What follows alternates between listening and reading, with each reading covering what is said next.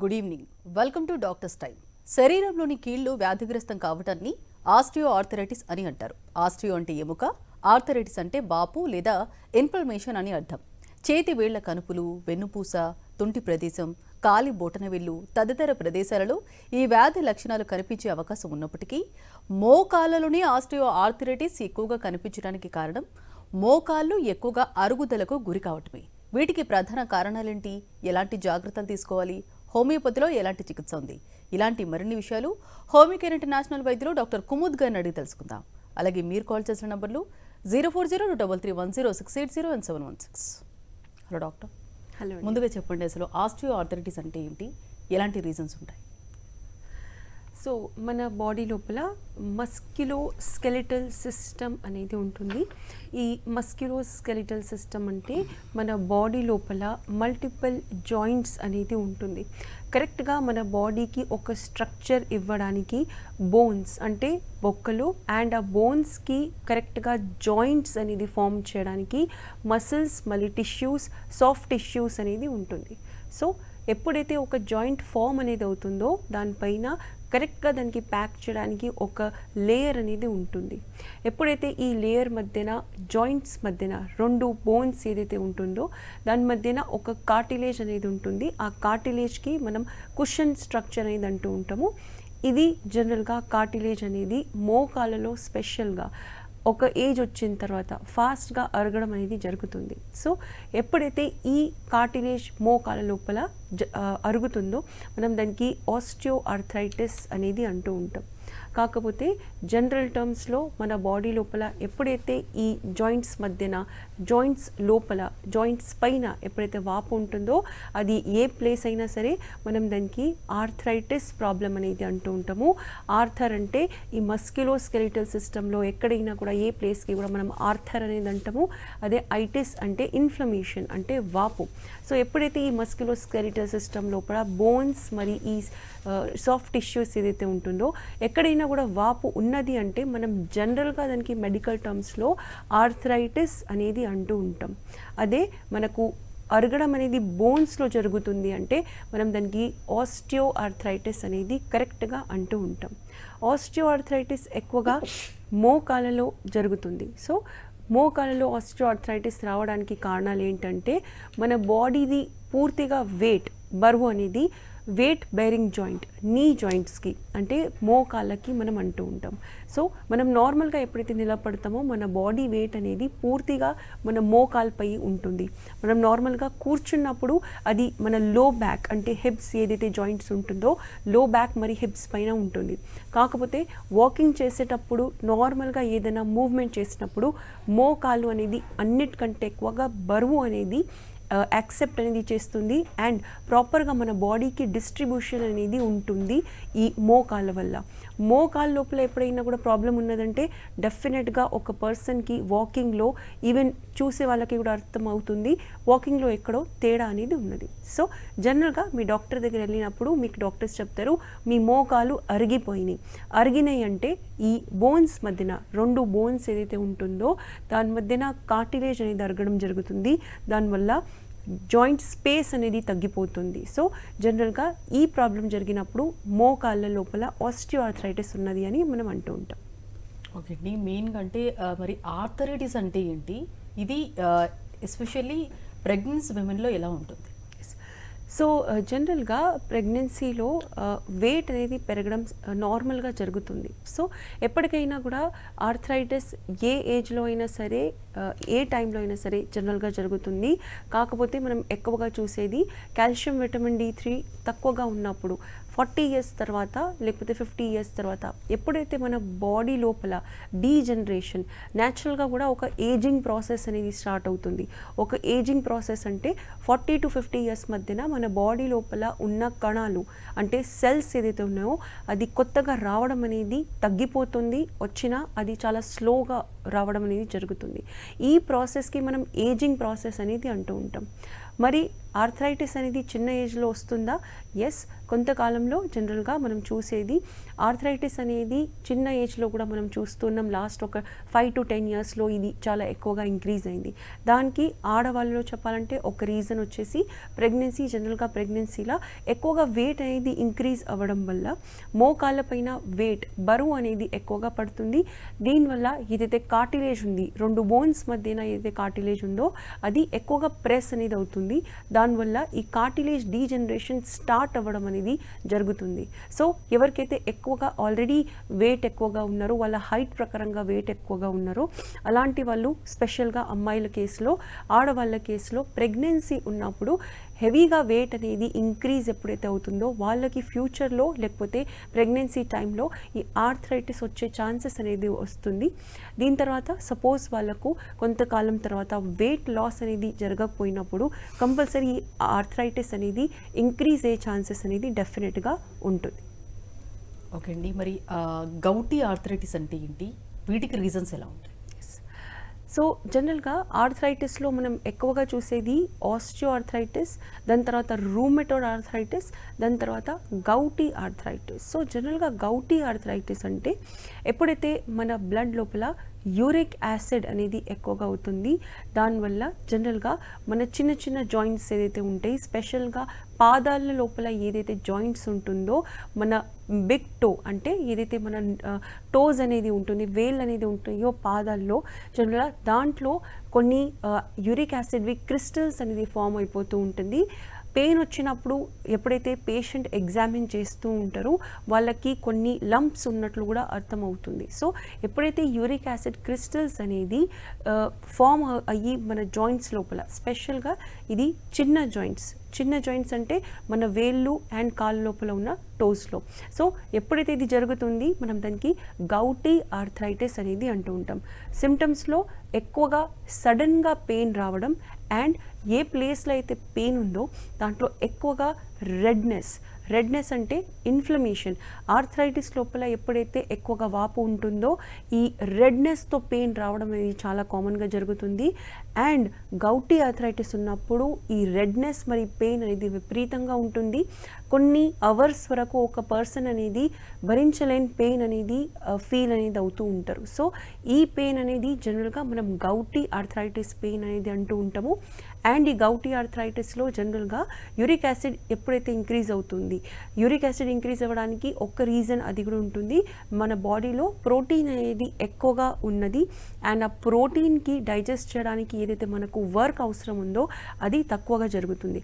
అలాంటి కేసెస్లో కూడా ఇది గౌటీ ఆర్థరైటిస్ అనేది వస్తుంది. సో ఎప్పుడైతే గౌటీ ఆర్థరైటిస్ ఉన్న పేషెంట్స్ ప్రోటీన్ అనేది హెవీగా తీసుకుంటారో, హెవీ అమౌంట్స్లో తీసుకుంటారు అండ్ వర్క్ అనేది తక్కువగా చేస్తారో, అలాంటి కేసెస్లో ఈ గౌటీ ఆర్థరైటిస్ వాళ్ళకి పెయిన్ అనేది సివియర్గా ఉంటుంది.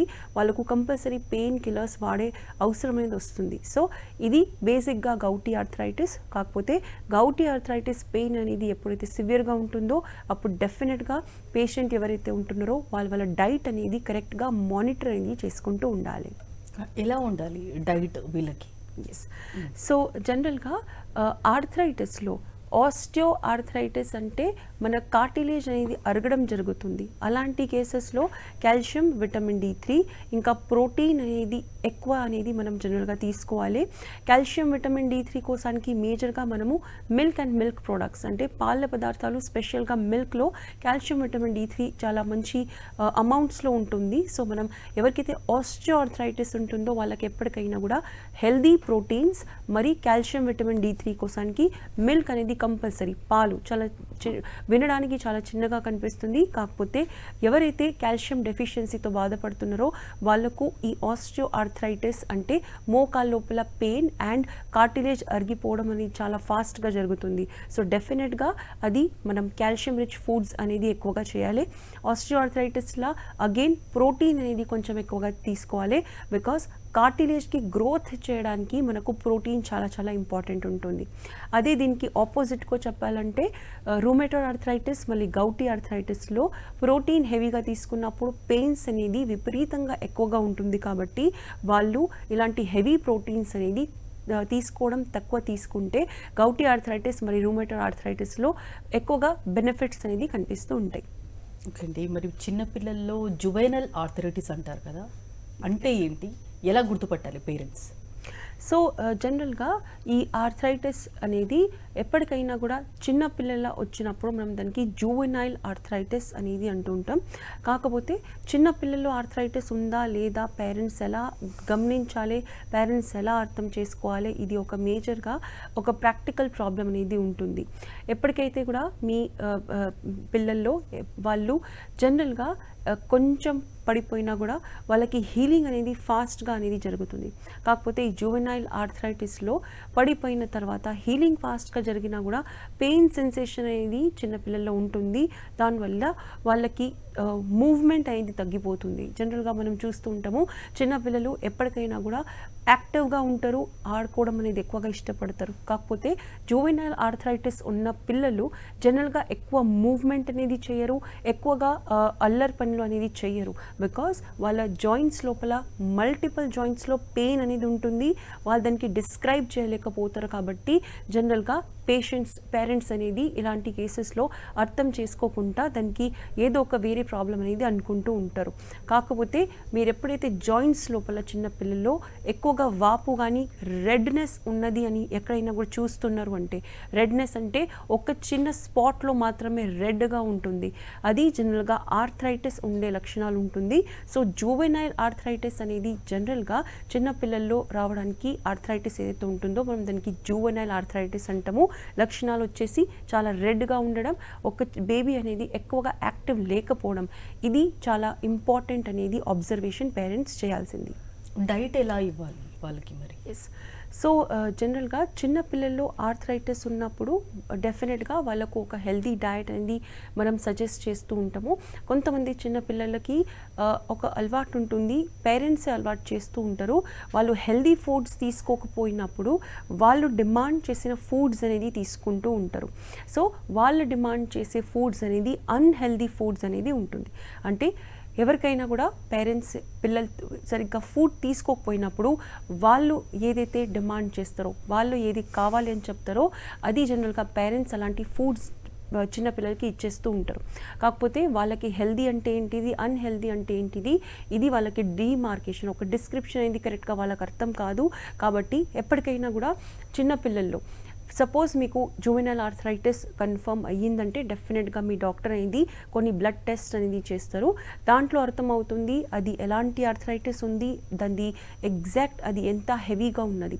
దాని ప్రకారంగా సపోజ్ మీకు ఆర్ఏ ఫ్యాక్టర్ అనేది ఎక్కువగా ఉన్నది అంటే డెఫినెట్గా మీరు ప్రోటీన్ అనేది కొంచెం తగ్గించి ఇవ్వాలి. అండ్ ప్రోటీన్ చిన్నపిల్లలకి మంచిగా ఫాస్ట్గా డైజెస్ట్ అయ్యేటట్లు ఇవ్వాలి. బికాస్ ఇలాంటి పిల్లలది మూవ్మెంట్ తక్కువగా ఉండడం వల్ల వాళ్ళు ఏదైతే ఫుడ్ తీసుకుంటారో అది కరెక్ట్గా అబ్జార్ప్షన్ అనేది జరగదు. అండ్ హెవీ ప్రోటీన్ ఇంటేక్ ఉన్నప్పుడు డెఫినెట్గా ఆ ప్రోటీన్ అనేది రిలీజ్ అవ్వదు ఎనర్జీ వల్ల. సో హెవీ ప్రోటీన్ తీసుకున్నప్పుడు చిన్నపిల్లలకి పెయిన్ అవుతుంది, అప్పుడు వాళ్ళు ఎక్కువగా ఏడవడం అని చేస్తూ ఉంటారు. కాకపోతే వాళ్ళకి పెయిన్ అవుతుంది అని వాళ్ళకి అర్థం కాదు. సో జనరల్గా చిన్నపిల్లలు కూడా కొంతమంది ఒక చిన్న ఏజ్లోనే మిల్క్ అనేది తీసుకోవడం, పాలు అనేది తీసుకోవడం తొందరగా స్టాప్ చేసేస్తారు. అలాంటి వాళ్ళకి డెఫినెట్గా వాళ్ళు కాల్షియం కోసానికి మిల్క్ అనేది ఇంక్రీజ్ అనేది చేయాలి. అండ్ వాళ్ళకు ఐరన్ మళ్ళీ జింక్ రిచ్ ఫుడ్స్ కూడా ఎక్కువగా ఇవ్వాలి. బికాస్ చిన్న పిల్లలకి డెవలప్మెంటల్ స్టేజ్లో ఉంటారు కాబట్టి డెఫినెట్గా వాళ్ళకి కాల్షియం, ప్రోటీన్, ఐరన్ ఇంకా జింక్ అనేది కొంచెం ఫుడ్స్ ఎక్కువగా చేసి ఇస్తే వాళ్ళకు ఇది ఫాస్ట్గా తగ్గే ఛాన్సెస్ అనేది ఉంటుంది. ఓకే అండి, గౌటీ ఆర్థరైటిస్ విషయానికి వస్తే అంటే ప్రాపర్గా డైట్ తీసుకుంటూ ఫైబర్ తీసుకుంటూ ఉంటే ఇంట్లోనే తగ్గించుకోవచ్చు. సో జనరల్గా గౌటీ ఆర్థరైటిస్లో జనరల్గా ఒక పెయిన్ అనేది సివియర్ ఉండడం, అది ఎపిసోడ్స్లో వస్తుంటూ ఉంటుంది. అంటే కంటిన్యూస్ పెయిన్ అనేది ఆస్టియో ఆర్థరైటిస్లో మనం చూస్తూ ఉంటాము. అలాంటి కండిషన్స్లో లేకుండా మన గౌటీ ఆర్థరైటిస్లో ఎపిసోడిక్ పెయిన్ అంటే కొన్ని డేస్ అనేది ఎక్కువగా పెయిన్ ఉంటుంది, కొన్ని డేస్ ఎలాంటి పెయిన్ లేకుండా, లేకపోతే పెయిన్ అనేది చాలా తక్కువగా ఉండడం అనేది జరుగుతుంది గౌటీ ఆర్థరైటిస్లో. సో ఇలాంటి దాంట్లో మనకు ఒక క్వశ్చన్ వస్తుంది, ఈ గౌటీ ఆర్థరైటిస్ మనం ఓన్లీ మంచి డైట్ తీసుకొని ఎక్సర్సైజ్ చేసుకుంటూ ఇది మనం తగ్గించుకోవచ్చా? జనరల్గా గౌటీ ఆర్థరైటిస్లో యూరిక్ యాసిడ్ అని ఏదైతే పదార్థం ఉంటుంది అది మన కిడ్నీస్ వల్ల రిలీజ్ అవుతుంది. సో యూరిక్ యాసిడ్ అనేది మీరు ఇంక్రీజ్ చేయకుండా అవ్వట్లేదు అని మీ బ్లడ్ రిపోర్ట్స్లో వస్తుంది అంటే డెఫినెట్గా మీరు పెయిన్ అనేది మేనేజ్మెంట్ మీ ఫుడ్ ద్వారా అండ్ కొన్ని డాక్టర్స్ మీకు ఇచ్చిన సజెషన్స్ వల్ల ఇంట్లోనే తగ్గించుకునే ఛాన్సెస్ అనేది ఉంటుంది. కాకపోతే ఇనీషియల్ 3 months to 6 months టైంలో గౌటీ ఆర్థరైటిస్లా మీరు ఇంపార్టెంట్గా నోట్ చేయాల్సింది యూరిక్ యాసిడ్ ఎప్పుడైతే పెరగడం స్టాప్ అయిపోతుందో అప్పుడు డెఫినెట్గా మీరు మెడిసిన్స్ తగ్గించేసి నార్మల్ డయట్ అండ్ ఎక్సర్సైజ్ చేసుకుంటూ యూరిక్ యాసిడ్కి తగ్గించుకుంటూ అండ్ అది కాన్స్టెంట్గా ఉండేటట్లు మీరు చూసుకుంటే పాసిబిలిటీ ఉన్నది గౌటీ ఆర్థరైటిస్లో మీరు ఇంట్లోనే తగ్గించుకోవచ్చు. సపోజ్ మీ ఏజ్ చిన్నగా ఉన్నది, ఎక్కువ ఏజ్లో మీ గౌటీ ఆర్థరైటిస్ రాలేదు అంటే కూడా డెఫినెట్గా మీరు మెడిసిన్స్ తక్కువ యూజ్ చేసి బేసిక్ ఏదైతే 6 to 8 months కోర్స్ ఉంటుందో అది మాత్రమే చేసి సరిగ్గా డయట్ ఫాలో చేసుకుంటూ డెఫినెట్గా గౌటీ ఆర్థరైటిస్కి మీరు రివర్స్ అనేది చేసుకోవచ్చు. ఓకే అండి, ఆర్థరైటిస్కి అంటే ఒబేసిటీ ఉంటే ఇది రీజన్ అంటారా ఆర్థరైటిస్? ఎస్. సో జనరల్గా స్పెషల్గా ఆస్టియో ఆర్థరైటిస్ లోపల కార్టిలేజ్ అంటే బోన్స్ మధ్యన ఏదైతే కుషన్ ఉంటుందో చాలా ఇంపార్టెంట్ స్ట్రక్చర్ అనేది ఉంటుంది. సో మన జాయింట్స్ మధ్యన ఒక చిన్న కుషన్ అనేది ఉంటుంది. ఈ చిన్న కుషన్ అనేది హెవీగా వెయిట్స్ అనేది టాలరేట్ చేయలేదు అంటే భరించలేదు. సో డెఫినెట్గా ఒబేసిటీ అంటే ఎక్కువగా వెయిట్ పెరగడం. వెయిట్ అనేది ఎక్కువ ఉందా లేదా మీరు అర్థం చేసుకోవాలంటే జనరల్గా దానికి ఫార్ములా ఉంటుంది. మీ హైట్ అండ్ మీరు మగవాళ్ళ ఆడవాళ్ళ మీ ఏజ్ ఎంత ఉన్నది అండ్ మీరు మ్యారేజ్ అయ్యి మీకు ఎంతమంది పిల్లరయ్యారు ఆడవాళ్ళ కేసులో, ఇవన్నీ మనం పాయింట్స్ మైండ్లో పెట్టుకొని మీ కరెక్ట్గా height, me age and me gender, మీరు ఆడవాళ్ళ మగవాళ్ళు దాని ప్రకారంగా మనం ఒక హైట్ ప్రకారంగా ఎంత వెయిట్ ఉండాలి అది దానికి ఒక ఫార్ములా అనేది ఉంటుంది. సో జనరల్గా మీ హైట్ ప్రకారంగా ఏజ్ ప్రకారంగా మీ వెయిట్ ఎంత ఉంది దాన్ని బట్టి మీకు అర్థమవుతుంది మీకు ఆర్థరైటిస్ ఫ్యూచర్లో వచ్చే ఛాన్సెస్ ఎంత ఉన్నది. సపోజ్ మీకు చిన్న ఏజ్ నుంచే వెయిట్ అనేది ఎక్కువగా ఉన్నది. వెయిట్ ఎప్పటికైనా కూడా మనం హైట్తోని డైరెక్ట్గా మనం కంపేర్ చేసుకోవాల్సి ఉంటుంది. మీ హైట్ ప్రకారంగా మీరు వెయిట్ అనేది ఎక్కువగా ఉన్నారు అంటే డెఫినెట్గా మనం దానికి ఒబేసిటీ అనేది అంటూ ఉంటాము. అండ్ ఓన్లీ మీ హైట్ ప్రకారంగా కొంచెమే మీరు ఎక్కువగా వెయిట్ ఉన్నారంటే మనం దానికి ఓవర్ వెయిట్ అనేది అంటూ ఉంటాం. ఓవర్ వెయిట్ ఉన్నప్పుడే మీరు మీ వెయిట్కి కంట్రోల్ చేసుకుంటే మీ జాయింట్స్ అనేది స్ట్రాంగ్గా ఉంటాయి. అదే మీరు ఒబేసిటీ రేంజ్లో వెళ్ళిపోయారు అంటే డెఫినెట్గా ఈ మోకాల లోపల అరగడం అనేది ఫాస్ట్గా జరుగుతుంది కాబట్టి ఆస్టియోఆర్థరైటిస్ ఫాస్ట్గా వస్తుంది. ఓకే అండి, మెయిన్గా అంటే డైట్ ఏ విధంగా ఉండాలి వీటికంటే గౌటీ ఆర్థరైటిస్ సపరేట్గా ఉండాలి వితౌట్ ప్రోటీన్ తక్కువ తీసుకుంటూ, మిగతా వాటికి ఎలా ఉండాలి? ఎస్. సో జనరల్గా ఆస్టియో ఆర్థరైటిస్లా ఎప్పటికైనా కూడా మనం హెల్దీ ప్రోటీన్, హై ప్రోటీన్స్ తీసుకుంటూ నీ జాయింట్కి స్ట్రాంగ్ చేసే కొన్ని ఎక్సర్సైజెస్ అనేది ఉంటుంది. సో ఎప్పుడైతే మీరు కాల్షియం, విటమిన్ D3, మంచి iron, healthy vitamins and proteins తీసుకుంటారో అప్పుడు ఈ కార్టిలేజ్ అనేది రీగ్రో అవ్వడం అనేది స్టార్ట్ అవుతుంది. ఇలాంటి అప్పుడు డెఫినెట్గా మీ కార్టిలేజ్ అనేది రీగ్రో అయినప్పుడు మీ జాయింట్ స్పేస్ అనేది ఇంక్రీజ్ అవుతుంది. సో ఇది జనరల్గా ఒక క్వశ్చన్ ఉంటుంది, ఇవన్నీ చేసుకుంటూ మనం కార్టిలేజ్కి ఒక ఏజ్ వచ్చిన తర్వాత రీగ్రో చేయొచ్చా లేదా? చాలా వరకు 70 to 80% కేసెస్లో ఎప్పుడైతే స్టార్టింగ్ స్టేజెస్లో ఆస్టియోఆర్థరైటిస్ అనేది డిటెక్ట్ అవుతుంది, ఏ ఏజ్ అయినా సరే మీరు హెల్దీ ఫుడ్ తీసుకొని నీ జాయింట్కి స్ట్రాంగ్ చేయడానికి కొన్ని ఎక్సర్సైజెస్ ఉంటుంది.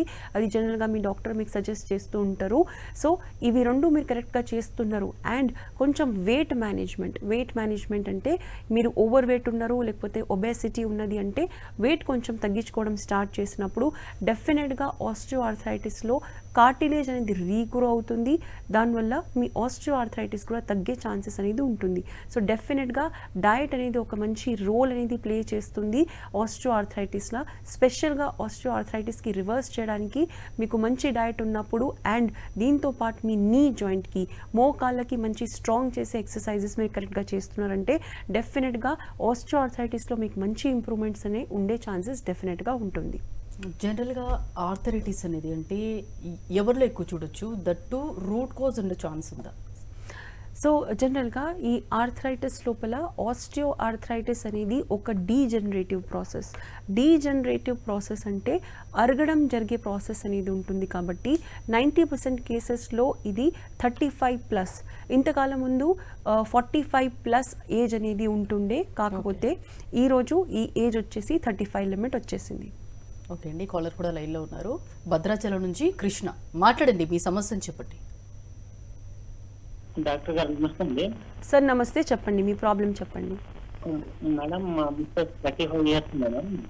ఓకే, హెచ్ఎస్వి వైరస్ పాజిటివ్ వచ్చింది madam. HSV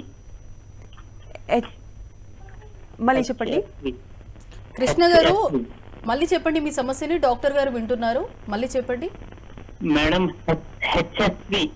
HSV okay, HSV virus positive వచ్చింది మేడం. ఓకే. అది ట్రీట్మెంట్ ఉంటుందా మేడం? సార్ ఈ టెస్ట్ చేయడానికి కారణాలు ఏంటి? మీకు ఎలాంటి లక్షణాలు ఉన్నప్పుడు మీకు డాక్టర్ ఈ టెస్ట్ రాశారు సార్? మేడం వెజైనాలో మంచి వస్తుందని గైనక్ డాక్టర్ గారి వరకు వెళ్ళింది మేడం. ఓకే సార్, ఇప్పటి వరకు మేడంకి ఎన్ని ప్రెగ్నెన్సీస్ వచ్చినాయి? ఇప్పుడు ఎంతమంది పిల్లలు ఉన్నారు? 2 పిల్లలు మేడం. 2 పిల్లలు 35 ఇయర్స్ మేడంకి.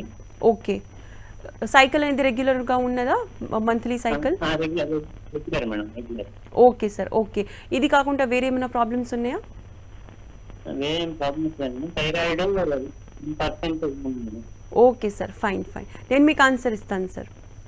సో కాలర్ గారు అడిగింది ఒక టెస్ట్ అనేది గైనెక్ ప్రాబ్లమ్స్లో ఎప్పుడైతే వైట్ డిశ్చార్జ్ ఎక్కువగా అవుతుందో జనరల్గా డాక్టర్ అనేది కొన్ని టెస్ట్ అనేది రాస్తారు. దాంట్లో కొన్ని వైరస్ అనేది ఉన్నదా లేదా అండ్ బ్యాక్టీరియా అనేది ఉన్నదా లేదా అది టెస్ట్ చేయడానికి జనరల్గా డాక్టర్స్ రాస్తారు. సో ఎప్పుడైతే మీకు వైట్ డిశ్చార్జ్ అనేది ఎక్కువగా అవుతుంది, గైనెక్ డాక్టర్స్ ఎప్పటికైనా కూడా కొన్ని బ్యాక్టీరియల్ అండ్ వైరల్ టెస్ట్ అనేది రాస్తారు. దాంట్లో ఒక వైరస్ అనేది పాజిటివ్ అనేది వచ్చింది. న్యాచురల్గా చెప్పాలంటే ఇది కొన్ని మేనేజ్మెంట్ చేసుకుంటూ కొన్ని రోజులు మెడిసిన్స్ యూస్ చేస్తే ఇది రివర్స్ అయ్యే ఛాన్సెస్ అనేది ఎక్కువగా ఉంది. సో మీకు ఎక్కడైతే డాక్టర్ ఈ పాజిటివ్ వచ్చిందని చెప్పారో డెఫినెట్గా వాళ్ళు కొన్ని days the medicine the course మీకు రాసిస్తారు, అది మీరు కరెక్ట్గా యూస్ చేయండి. దీంతో పాటు హెల్దీ డైట్ అనేది మీరు కంపల్సరీ తీసుకోవాలి. బికాస్ వైట్ డిశ్చార్జ్ అనేది ఎప్పుడైతే జరుగుతుందో బాడీ లోపల వీక్నెస్ అండ్ విటమిన్ డెఫిషియన్సీస్ ఉన్నప్పుడు, విటమిన్స్ తగ్గినప్పుడు వైట్ డిశ్చార్జ్ అనేది ఫాస్ట్గా జరుగుతుంది. సో డెఫినెట్గా మీరు ఇవన్నీ చేస్తే మీకు ఇది పాజిటివ్ ఉన్నా కూడా గ్రాడ్యువల్గా తగ్గే ఛాన్సెస్ అనేది ఉన్నది. ఓకే అండి, నెక్స్ట్ కాలర్ కూడా లైన్లో ఉన్నారు. తుకారం బెంగళూరు నుంచి, మాట్లాడండి మీ సమస్యను చెప్పండి. మేడం నేను బోన్స్ గురించి. సార్ చెప్పండి.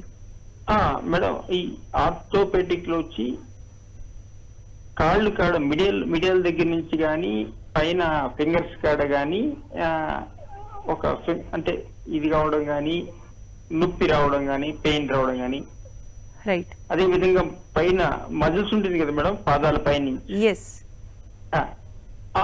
అది కొద్దిగా సెల్లింగ్ అనేది రావడం, మన నరాలు కొద్దిగా బయట రావడం అనేది ఎందుకు వస్తుంది మేడం? సార్ మీ ఏజ్ ఎంత? Madam 40+ madam. ఓకే సార్, మీకు వేరే హెల్త్ ఇష్యూస్ ఏమైనా ఉన్నాయా? BP, diabetes, thyroid? Madam BP కానీ షుగర్ కానీ వేరే ఏమీ లేదు మేడం. ఓకే సార్, అదంటే వెయిట్ తక్కువ, కొద్దిగా వెయిట్ తక్కువ. Okay sir, fine. ఇది ప్రాబ్లం మీకు ఎప్పటి నుంచి స్టార్ట్ అయింది వాప్ అనేది? అంటే వాపు లేదు మేడం. వాపు అంటే మటుకు అది కొద్దిగా లైట్ గా అట్లా తెలుస్తుంది మనకి అంతే. ఎస్, అది ఎప్పటి నుంచి ఉంది సార్ మీకు? ఇప్పుడు ఒక మ్యాక్సిమం అంటే కూడా ఒక 15-20 డేస్ గా మేడం. ఓకే సార్, నేను మీకు ఆన్సర్ ఇస్తాను సార్. సో కాలర్ గారు అడిగింది 40+ ఏజ్ అనేది ఉన్నది అండ్ పాదాల లోపల కొంచెం స్వెల్లింగ్ వచ్చినట్లు ఉంది. ప్రాపర్గా స్వెల్లింగ్ లేదు, కాకపోతే అలాంటి ఫీలింగ్ అనేది ఉంది అండ్ 10-15 డేస్ నుంచి మామూలుగా పెయిన్ అనేది ఉన్నది. సో జనరల్గా నేను దీనికి ఒక మీకు ఆన్సర్ ఇస్తాను సార్. ఇది పెయిన్ అనేది కంటిన్యూస్గా ఉన్నదంటే డెఫినెట్గా మీరు కొన్ని టెస్ట్ అనేది చెప్పించుకోవాలి. దాంట్లో uric acid, RA factor and x-ray ఏదైతే ఉన్నదో మీకు ఎక్కడైతే కరెక్ట్గా స్వెల్లింగ్ వచ్చినట్లు అనిపిస్తుంది లేకపోతే లోపల పెయిన్ ఉన్నట్లు అనిపిస్తుందో ఆ పార్ట్స్ది మీరు ఎక్స్రే అనేది చెప్పించుకోండి. కరెక్ట్ డయాగ్నోసిస్లో రూమటోయిడ్ ఆర్థరైటిసా, గౌటీ ఆర్థరైటిసా లేకపోతే దాంట్లో లోపల ఆస్టియో ఆర్థరైటిస్ డెవలప్ అవుతుందా అది మనకు అర్థమవుతుంది. దాన్ని బట్టి మీకు ట్రీట్మెంట్ అనేది డాక్టర్ సజెస్ట్ చేస్తారు. డెఫినెట్గా ఈ టెస్ట్ అనేది ఒకసారి చెప్పించుకోండి సార్, ఒక 10-15 డేస్ వెయిట్ చేసిన తర్వాత.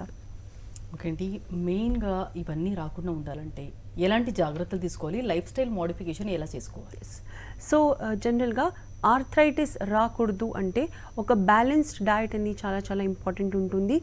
ఈరోజు మనం చూస్తూ ఉంటాము ఎక్కువగా ప్రోటీన్ కానీ ఎక్కువగా కార్బోహైడ్రేట్స్, లో కార్బోహైడ్రేట్ డయట్ అనేది చాలా ఎక్కువగా ఈరోజు ఫ్యాషన్లో ఉన్నది. కాకపోతే మన బాడీకి కావాల్సింది carbohydrate, vitamins, zinc, minerals, proteins అన్నీ కూడా మనకు కావాలి.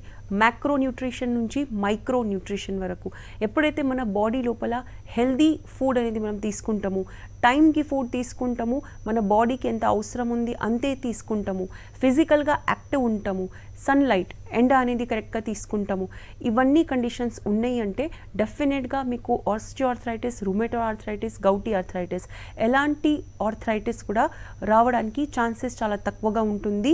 ఓన్లీ 50 ఇయర్స్ తర్వాత లేకపోతే 60 ఇయర్స్ తర్వాత న్యాచురల్గా ఏదైతే మీకు ఆర్థరైటిస్ రావడానికి పాసిబిలిటీ ఉంటుందో అది మాత్రమే జరుగుతుంది. సో డెఫినెట్గా ఇవన్నీ చేస్తుంటే మీకు ఆర్థరైటిస్ వచ్చే ఛాన్సెస్ అనేది చాలా తక్కువగా అనేది ఉంటుంది. ఓకే అండి, మరి పాలీ ఆర్థరైటిస్ అంటే ఏంటి, వీటికి రీజన్స్ అలాగే సిమ్టమ్స్ ఎలా ఉంటాయి? సో జనరల్గా పాలీ ఆర్థరైటిస్ అంటే, పాలీ అంటే మల్టిపుల్, మీకు 2 కంటే ఎక్కువగా ఉన్నది అంటే దానికి మనం పాలీ అనేది అంటూ ఉంటాము ఆర్థరైటిస్. సో మీ జాయింట్స్ లోపల మీకు చేతుల్లో, కాళ్ళల్లో అన్ని జాయింట్స్లో మీకు పెయిన్స్ ఉన్నదంటే దానికి పాలీ ఆర్థరైటిస్ అంటాము. సిమ్టమ్స్ వచ్చేసి ఎక్కువగా రెడ్నెస్ అండ్ మీకు ఆర్ఏ ఫ్యాక్టర్ అనేది బ్లడ్ టెస్ట్లో కొంచెం పాజిటివ్ అనేది వస్తున్నది. అండ్ దీనికి రివర్స్ చేయడానికి అగైన్ మీరు కంటిన్యూస్గా హెల్దీ డైట్ తీసుకోవడంతో మీరు ఎండ కొంచెం విటమిన్ డి అనేది మీరు తీసుకోవాలి అండ్ కంటిన్యూస్గా మూవ్మెంట్ అనేది ఉండాలి. మూవ్మెంట్ అనేది న్యాచురల్గా మీకు చెప్పాలంటే ఓన్లీ మీ ఇంటి వర్క్ మాత్రమే కాదు, ఎక్స్ట్రా మూవ్మెంట్స్ ఉంటుంది, ఫిజియోథెరపిస్ట్ మీకు సజెస్ట్ చేస్తారు. ఇవన్నీ చేస్తే మీకు పాలీ ఆర్థరైటిస్ ఉన్నా కూడా మీకు డెఫినెట్గా రివర్స్ అయ్యే ఛాన్సెస్ అనేది ఉంటుంది. మీకు సివియర్ గ్రేడ్లో పాలీ ఆర్థరైటిస్ ఉన్నదంటే దానికి 2 to 3 ఇయర్స్ టైం పడుతుంది అండ్ స్టార్టింగ్ స్టేజ్ ఉందంటే కొంతకాలంలో అయిపోతుంది. ఆర్థరైటిస్ గురించి, అందులో ఉన్న టైప్స్ గురించి చాలా డీటెయిల్గా ఎక్స్ప్లెయిన్ చేశారండి. Thank you.